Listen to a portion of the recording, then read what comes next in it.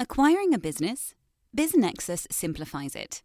Access thousands of updated opportunities in our DIY marketplace or supercharge team sourcing with OmniSource, your all-in-one platform for on-market, off-market, and coming-soon deals. Scale smarter today. Learn more or book a demo at www.biznexus.com.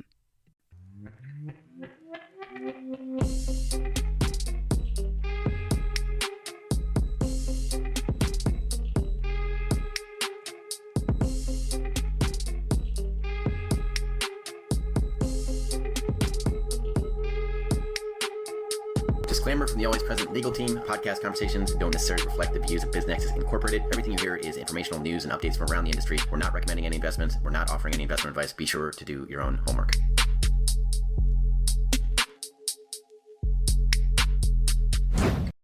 Welcome to the Deep Dive. We're here to break down your source material into, well, really practical knowledge you can use. That's the plan. And today, we're tackling a really, really crucial document if you're thinking about buying or selling a business, especially in that lower middle market space. We're talking about the letter of intent, the LOI. Exactly. And this session is based on some excellent source material you shared, coming from Alexander Callis of Archimax.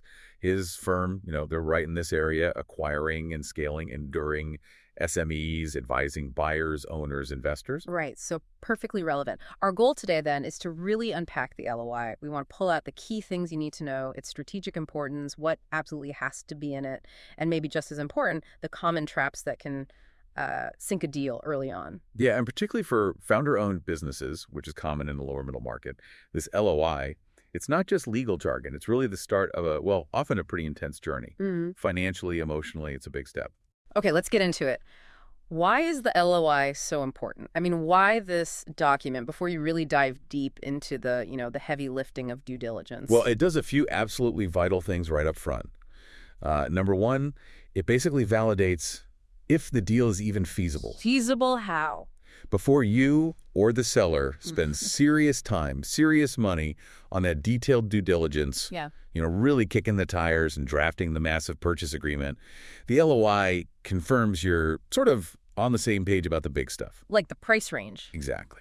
The potential price, the basic structure, are we buying assets or the whole company stock? Key terms like that. It's like a sanity check before everyone commits huge resources. Okay, so it's like a formal handshake saying, all right, we think we agree on the fundamentals. Let's actually spend the money to verify everything instead of just, hoping for the best. Precisely. You avoid wasting potentially months and significant cost pursuing something that was never going to work because of a fundamental disagreement on, say, valuation. Second big point, and this is huge, especially for the buyer, exclusivity. Ah, the no-shop clause. Heard of that? That's the one. It's when the seller formally agrees, okay, for this period, I'm only talking to you. They pause discussions with any other potential buyers. And that gives the buyer... It gives them the critical time and, frankly, the focus needed to do their due diligence properly without worrying that someone else is going to swoop in with a slightly higher offer tomorrow, getting gazumped. Right. How long does that usually last? For these lower middle market deals, the source material suggests a pretty focused period is best, typically 45 to 60 days. Long enough to do the real work, but short enough that things don't drag on and lose steam. Yeah, that makes sense. You wouldn't want to invest weeks, thousands of dollars digging into the financials, only to have the seller say, oops, got a better offer. You really wouldn't. And the third thing the LOI does is it really sets the tone for the whole negotiation. It's the roadmap. How so? There's a great quote in the source material. A clear LOI equals momentum. A vague one equals a mess waiting to happen. Ooh, I like that. Momentum or a mess. Yeah, it sticks, right? A well-drafted, clear LOI builds trust. It shows seriousness and creates a kind of cooperative framework. If it's vague or misses key points, it just breeds suspicion and friction right from the start. First impressions matter, even in deal documents. Okay, so clearly critical. Given that, what are the absolute must-haves? What needs to be in an effective LOI, according to the source? All right, several key pieces. First up, deal structure. You've got to state clearly whether it's a share purchase, buying the company stock, taking on everything, history, liabilities, and all, or an asset purchase. Where you just buy specific things like equipment or maybe customer lists. Exactly. You pick the assets you want and potentially leave certain liabilities behind with the seller. This choice has massive tax implications, liability implications for both sides. It's fundamental. Big decision right there. Okay, what else? Purchase price and terms. Okay. Seems obvious, but you need clarity. State the proposed price, sure, but also how it's being paid. Is it all cash when the deal closes? Is some of it seller financing, where the seller lends you part of the price? Or like equity in the new company. Could be equity, yeah. Or maybe earnouts are involved. Okay, hold on. Earnouts. What exactly is that? Break that down for us. Good question. An earnout is basically a part of the purchase price that the seller only gets after the deal closes and if the business hits certain agreed-upon performance targets. Like hitting a certain revenue goal next year. Exactly. Yeah. Revenue targets, profit milestones, something like that, over a set period. It's often used to bridge a gap if the buyer and seller can't quite agree on the valuation today. It also keeps the seller motivated, potentially, if they're staying involved. Gotcha. So if there are things like earnouts or any delayed payments, the LOI needs to be specific. Absolutely. The conditions, the formulas used to calculate it, the timing, all of that needs to be laid out, or at least the framework for it needs to be clear in the LOI. You need to avoid ambiguity there. Right. Not just the headline number, but the how and when, especially if it's not all cash up front. Details prevent fights later. Precisely. Clarity prevents conflict. And as we mentioned, the exclusivity period, that no shop, nail down the duration. Again, 45, 60 days is typical for these SME deals, seems to be the recommendation. Okay, so structure, price, and terms, including things like earnouts and exclusivity, those are core. Now, the source makes this really important distinction. It feels critical. Binding versus non-binding terms. Can you explain that? Yeah, this is absolutely crucial. And messing this up is, well, it's a classic pitfall, leads to legal headaches. The basic idea is some parts of the LOI are legally enforceable promises right away the moment it's signed. Other parts are just proposals, statements of intent. They only become legally binding later if you sign a final definitive purchase agreement. Okay, so which parts are usually not legally binding? The big stuff. Generally, yes. The main commercial terms, the price itself, the deal structure we talked about, share versus asset, how you might adjust the price at closing for things like working capital levels, the payment methods like cash or earnouts. These are typically non-binding proposals. Proposals, okay.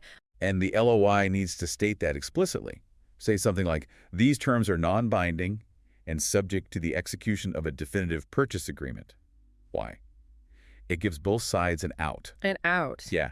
If due diligence turns up something nasty, maybe the financials aren't what they seemed, or there's a big hidden liability, or if you just genuinely can't agree on the final details in the big contract, you're not legally forced to close the deal just because you signed the LOI with a proposed price. That makes perfect sense. Due diligence is for finding things out. If you find something bad, you need to be able to walk away or at least renegotiate without getting sued over that initial LOI number. Exactly. It maintains flexibility. Now, some parts are usually binding. Which ones? These are typically the rules governing the negotiation process itself.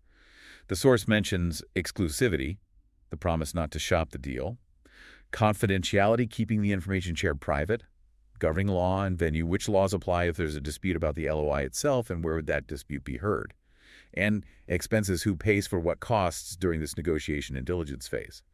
So basically, the rules of engagement for the deal process are binding contracts. You got it. The rules of the road are binding, but the destination, the final deal terms, generally isn't binding yet. Not until you sign that final comprehensive purchase agreement. Okay. And how do you make sure everyone knows which is which? A well-drafted LOI makes it super clear. It will usually separate the binding provisions physically in the document, maybe under a specific heading like binding provisions or in their own section. This avoids any confusion about what you are legally committing to right now versus what's just a framework for discussion. Clarity here is just paramount. Clarity protects everyone. Okay, speaking of things going wrong, what are the common pitfalls? Even with good intentions, where do LOIs trip people up, especially in this lower middle market? The source points out a few common ones. First, like we hinted at, vague or incomplete terms. Leaving things out. Yeah, or just being fuzzy, not specifying how working capital will be adjusted at closing, for example, or being unclear on the exact triggers or math for an earnout. This stuff leads to major misunderstandings later. Trust starts to break down because things weren't clear up front. Both sides might feel the other is trying to pull a fast one. So the devil really is in the details, even at this early stage. You can't just say, subject to working capital. You need to hint at the method. Exactly, or at least state the principle clearly so there's no nasty surprise later. Second pitfall, Overlong exclusivity. Too much of a good thing. Can be. Exclusivity is needed, yes. But tying up a seller for, say, 6 months, that can kill momentum. The deal just drifts. It can also give the buyer too much leverage to try and renegotiate the price downwards, death by 1,000 cuts, based on minor due diligence points. And frankly, everyone just gets tired. That 45, 60-day window keeps the pressure on, keeps things focused. Makes sense. Too long and doubt creeps in, maybe market conditions change. Sounds like it can become a weapon for the buyer. It potentially can, yeah. Third pitfall, we keep going back to it, not clearly separating binding versus non-binding terms. Just mixing them all together. Right. Without clear headings or separation, you risk accidentally making something legally binding that you only intended as a proposal. That can lead to really complex, expensive, and unnecessary legal fights. It's a drafting error, pure and simple, but with big consequences. Got it. Get your lawyer to make that separation blindingly obvious. Okay, what's the final crucial pitfall mentioned, especially relevant for founder sellers? This one's huge. Neglecting the human element. Yes. Especially with founder-owned businesses in the lower middle market. For so many founders, this company isn't just a job, it's their baby. Their life's work, their identity. If you, as a buyer, treat the LOI process like just a cold legal checklist and ignore the relationship, ignore the emotions involved, you can kill the deal right there. Even if the terms are good. Even if the terms are good. You're not just buying assets, you're often buying something incredibly personal to someone. You have to acknowledge that, starting right from how you present the LOI. That's a really powerful point. You're dealing with people and their legacies. So, okay, how should a buyer approach presenting an LOI to a founder seller, keeping that human element front and center? The source offers some great advice here. First, do your homework. Before you even draft the LOI, gather enough info to make a credible offer. Show the founder you've actually taken the time to understand their business, what makes it tick, what they've built. Don't just lob in a generic number. It shows respect. Shows you're serious and you actually see the value. Exactly. Second, explain key terms proactively. Look, for many founders, this might be their first and only time selling a business. Terms like working capital adjustment or escrow. Escrow, where some money's held back. Yeah, exactly. Where a portion of the price is held by a neutral third party for a while after closing, just in case unexpected issues pop up. These terms can sound complex or even scary if you haven't seen them before. So take the time to explain why they're standard, how they actually protect both sides. Don't just email the LOI and expect them to figure it out, or rely only on their advisors who might also be less experienced in M&A. So be a bit of a guide, maybe, not just an adversary across the table right away. That's a great way to put it. Be a partner in the process. Third, be flexible. Within reason, of course. How so? Remember, the LOI itself, especially the non-binding parts, is a starting point for negotiation. Be prepared to discuss things. Listen to the founder's concerns. Maybe you can tweak a non-binding term slightly to make them more comfortable. Showing that willingness to listen and find common ground builds huge goodwill. That trust is vital for everything that follows, especially if the founder's sticking around for a bit. Right, that flexibility early on, even on smaller points, probably pays off massively later when the really tough negotiations start, builds that relationship capital. Totally. Sets a collaborative tone. And finally, acknowledge emotions. Selling your life's work is emotional. Give the founder space. Space to read the LOI, talk it over with their family, their advisors. Space to process it. Your goal isn't just to get a signature on the LOI, it's also to start building a positive relationship. Wow. That's critical for a smooth transition if the deal closes. That dual goal, secure the deal, start the relationship right, that really captures the nuance needed in this market, doesn't it? It really does. It's business, absolutely, but often with a very significant personal dimension. Now, the source also briefly touched on UK versus US differences in LOIs. That seems pretty important if you're doing any cross-border deals in this space. Yeah, definitely a key point for awareness. The source flags things like enforceability. In the U.S., depending on the exact wording and the state law, there can sometimes be an implied duty to negotiate in good faith, even on the non-binding terms. English law tends to be a bit more black and white. You either have a binding contract or you don't, unless specific clauses are explicitly carved out as binding. Okay, so the same document might be interpreted differently depending on whether it's under, say, New York law or English law. That's a big deal. It really is. Terminology differs too.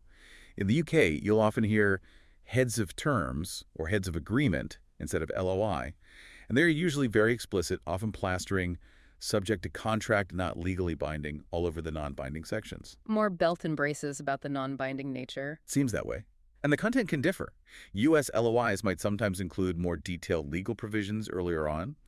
UK heads of terms might be a bit higher level initially, and they more commonly use mechanisms like a locked box for pricing. Okay, locked box. What's that quickly? Right, so a lockbox mechanism fixes the purchase price based on a historical balance sheet date, maybe several months before the deal actually closes. The buyer effectively takes the economic risk and reward of the business from that lockbox date onwards.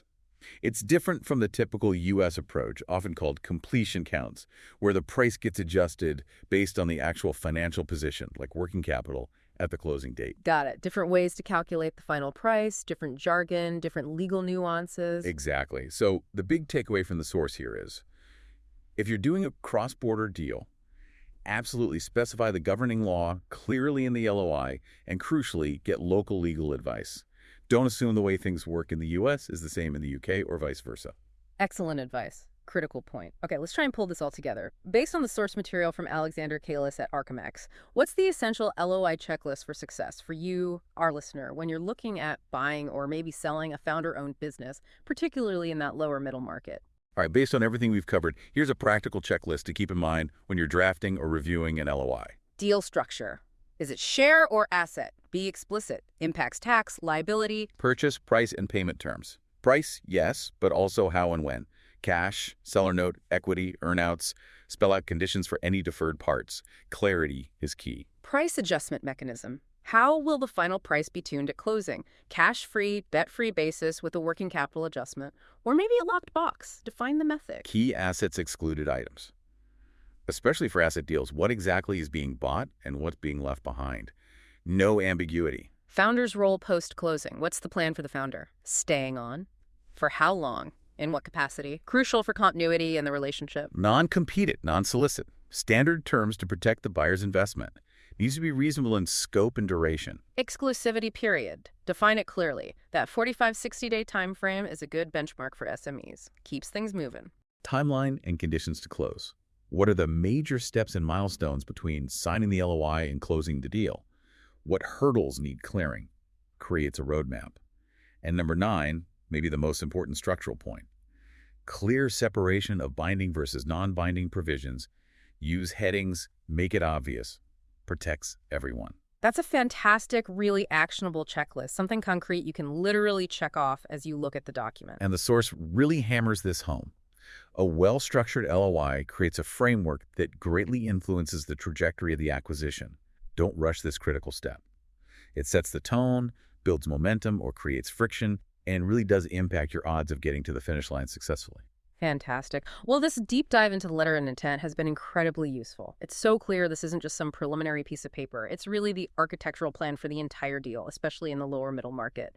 Getting it right, technically sound, and human aware seems paramount. Absolutely. Yeah. If you approach this first step thoughtfully, balancing that need for legal precision with the very real human element involved, particularly with founders, that can genuinely make the difference between a deal that falls apart and one that successfully closes.